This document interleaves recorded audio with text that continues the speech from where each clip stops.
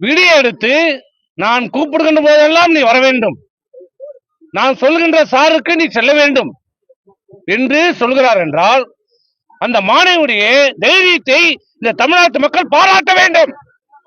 இந்த துப்புக்கட்ட மாநகரத்தை திமுக அரசுக்கு செருப்படி கொடுக்கிறார். அந்த மாணவி தைரியமாக இன்றைக்கு வெளியிலே வந்து புகார் அளித்திருக்கிறார். யார் அந்த சார்?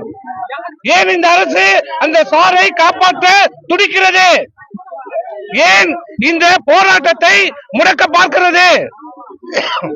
கண்டன ஆர்ப்பாட்டம் செய்தால் என்ன?